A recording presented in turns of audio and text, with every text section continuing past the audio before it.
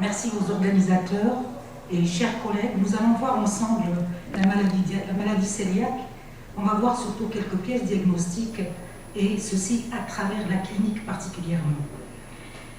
Comme elle l'a déjà dit Mme Hassine, la maladie cœliaque est une maladie dysimmunitaire systémique qui est fréquente. Elle représente une grande variabilité clinique. Sa physiopathologie est beaucoup mieux connue et ensuite, particulièrement, les recommandations de l'ESGAN, celles de 2019 et de la GAD 2015. D'abord, c'est quoi? C'est une maladie dysimmunitaire systémique. Qui dit systémique, ça veut dire qu'elle touche pratiquement tous les organes. Elle peut être provoquée par le gluten ou les prolamines apparentées chez des individus génétiquement prédisposés. Chez des individus qui sont porteurs de HLA DQ2 ou HLA DQ8.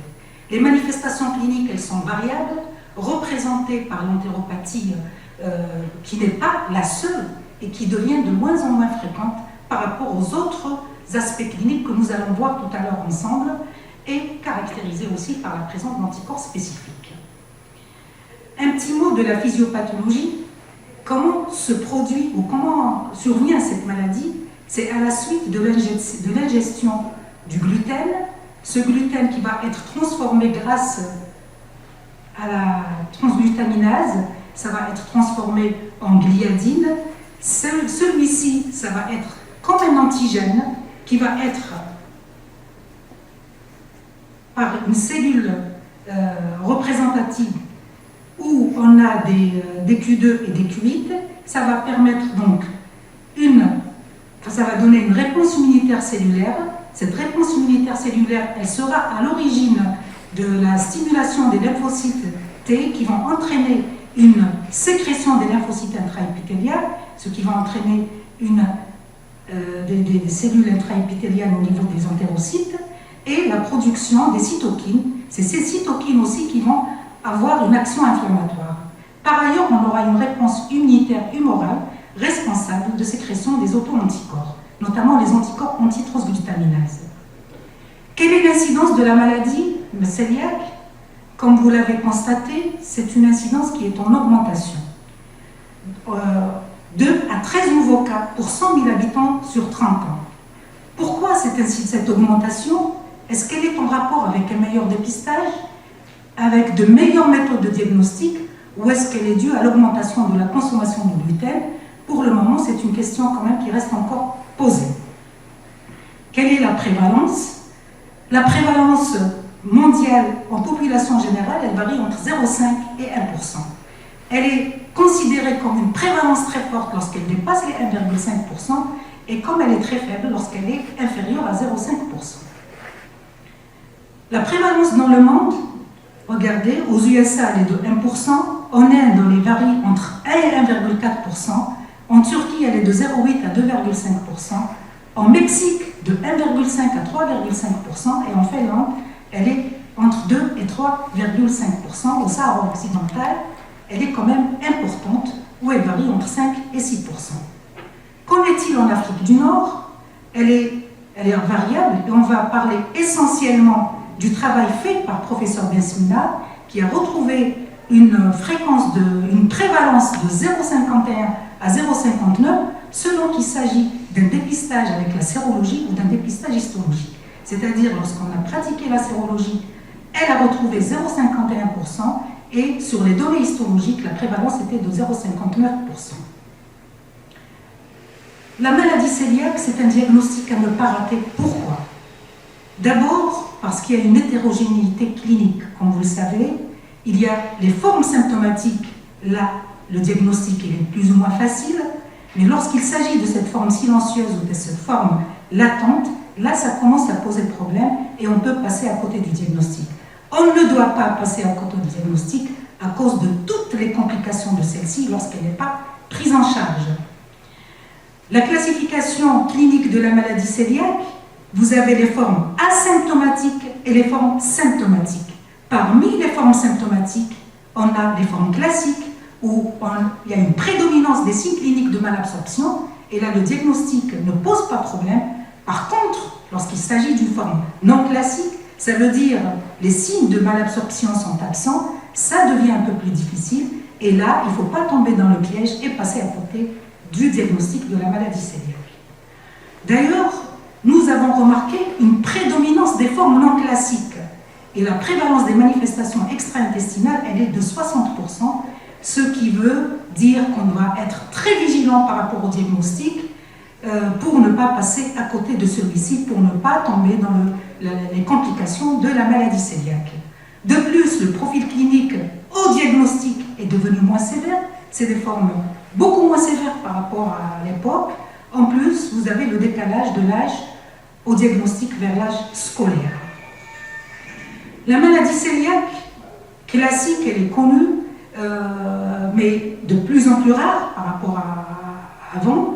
Il s'agit d'une entéropathie induite par le gluten. Généralement, il s'agit de nourrissons qui vont se présenter pour diarrhée chronique, laquelle diarrhée chronique va retentir sur l'état nutritionnel, c'est-à-dire avec des signes de malnutrition et un syndrome de malabsorption, les signes de malnutrition avec le perte de poids, le caractère des selles, c'est des selles essentiellement stéatorées et avec des œdèmes par rapport toujours à la malnutrition. Les symptômes non spécifiques, c'est cette fonte musculaire, mais en fait la fonte musculaire, on peut l'expliquer par la malabsorption aussi, cette distension abdominale, l'anorexie, l'apathie, léthargie, toutes les conséquences de la malnutrition. Diagnostic à ne pas rater, pourquoi? Parce qu'on est de plus en plus devant des formes atypiques. Existe-t-il des maladies cœliaques avec un développement statural normal sans régime? En effet, on peut répondre d'emblée à la question en disant oui, on a des enfants qui ont une taille tout à fait normale, qui ont une maladie cœliaque, mais il faut bien interroger, bien examiner. Si vous faites une bonne analyse de la vitesse de croissance, ne pas prendre la taille à un moment T, mais voir la taille, la vitesse de croissance en 6 mois de cet enfant, vous allez quand même remarquer qu'il y a une petite cassure qui nous dit probablement cet enfant a une maladie cœliaque et peut-être il y aura d'autres signes cliniques aussi associés. Il y a aussi des manifestations neurologiques et d'autres signes extradigestifs. Diagnostic à ne pas rater parce qu'on est surtout devant les formes de maladie cœliaque non classiques. Il peut s'agir d'une constipation chronique. Lorsqu'on n'arrive pas à l'expliquer, il faut chercher la maladie cœliaque. Devant un enfant qui souffre de douleurs abdominales récurrentes, de douleurs abdominales chroniques, qu'on n'arrive pas à gérer, qu'on n'arrive pas à améliorer avec des traitements symptomatiques et qui ne relèvent d'aucune cause, il faut penser à la maladie cœliaque. Devant des nausées, des vomissements récurrents, il pensait aussi à la maladie cœliaque. Bien sûr, il y a les manifestations extradigestives telles que le retard de croissance naturelle, c'est-à-dire la petite taille.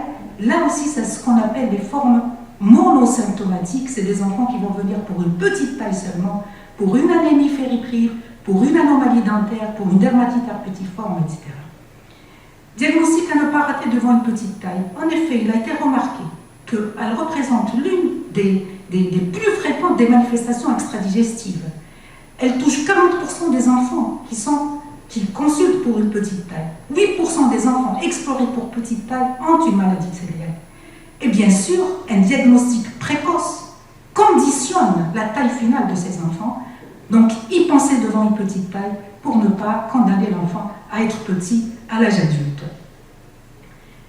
Devant une anémie, 15% des enfants cœliaques sont anémiques.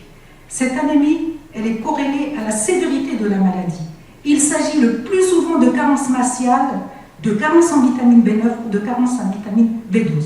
Devant une anémie carentielle, rebelle, qui ne répond pas au traitement, on doit penser à cette maladie cœliaque et faire le nécessaire pour faire le diagnostic. Il pensait aussi à la maladie cœliaque devant des anomalies dentaires. Les anomalies dentaires ont été retrouvées, la maladie cœliaque a été retrouvée chez 17% des enfants qui ont une dystrophie et 0,87% contre 0,87% des témoins. Cela veut dire qu'on doit être vigilant.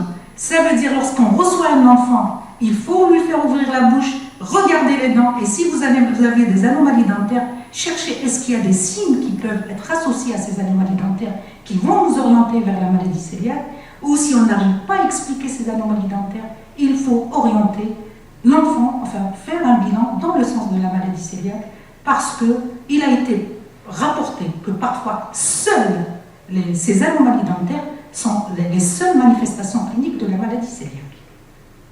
Voilà les anomalies dentaires, on les voit, ça c'est les différents stades, et un stade avancé, On voit cette dysplasie qu'on voit très très bien.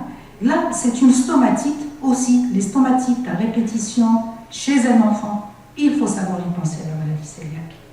La dermatite herpétiforme, effectivement, elle est rare chez l'enfant. Elle est rare, mais elle peut exister.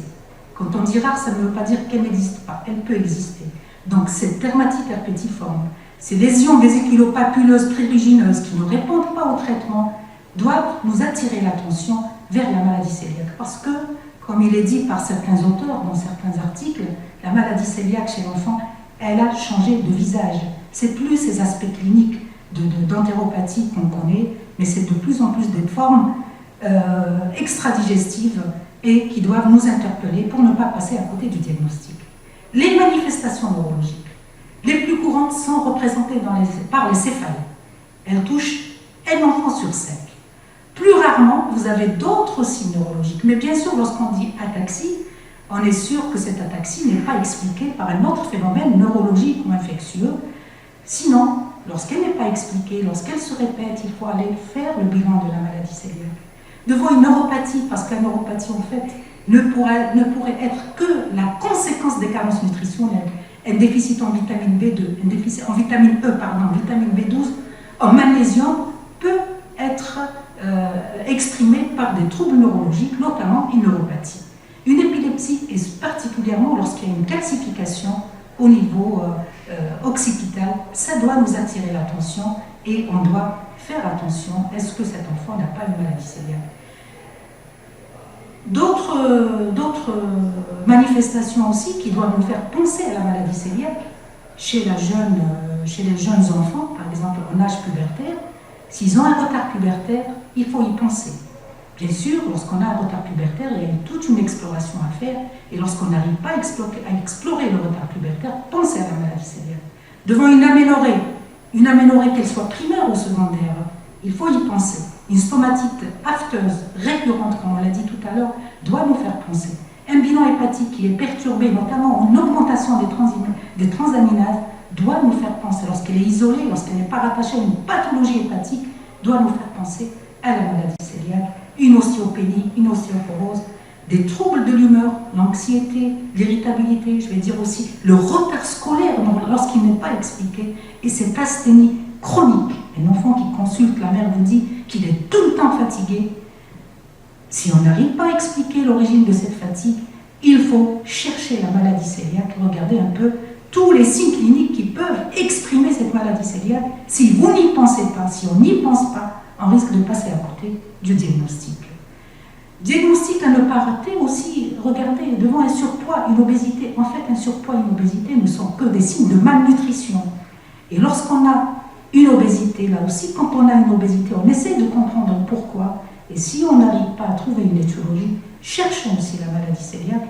Et comme elle a prouvé ce travail qui a été fait aux USA chez 142 enfants, regardez, au diagnostic, 19% des BMI étaient élevés, donc 12,6 sont en surpoids et 6% étaient obèses.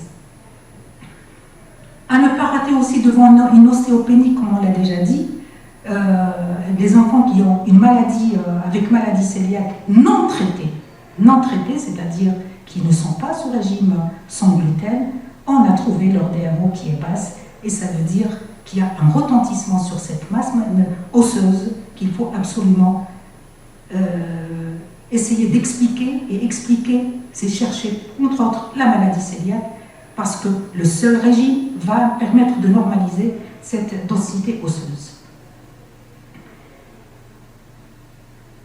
Toujours par rapport à la maladie cœliaque, sur 14 études incluses dans la méta-analyse, la maladie cœliaque symptomatique est associée à un risque accru de fracture de la hanche et de fracture en général.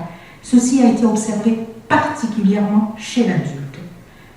Peut-être rapporté chez l'enfant aussi, mais on doit y penser toujours lorsqu'on a une anomalie, que ce soit de la densité, que ce soit des fractures au niveau de l'os, pensons à la maladie cœliaque.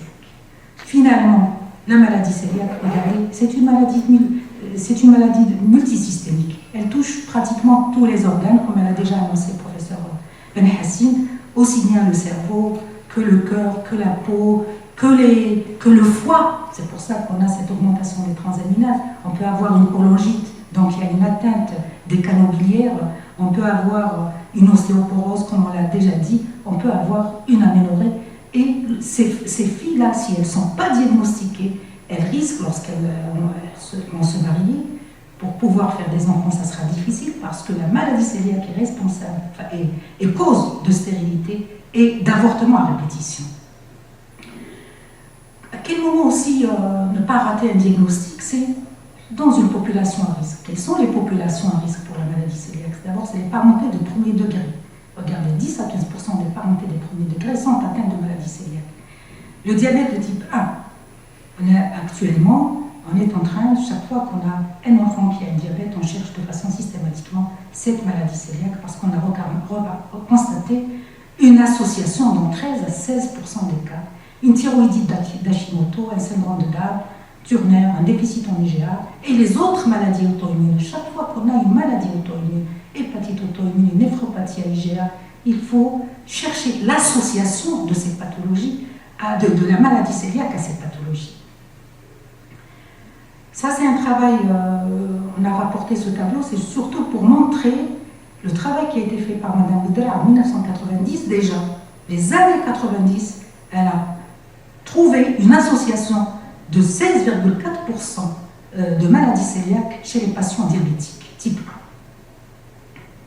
1. On l'a déjà dit par rapport au syndrome de Down ou Turner, regardez, c'est des sujets à risque, et donc chez ces sujets-là, il faut chercher la maladie cœliaque.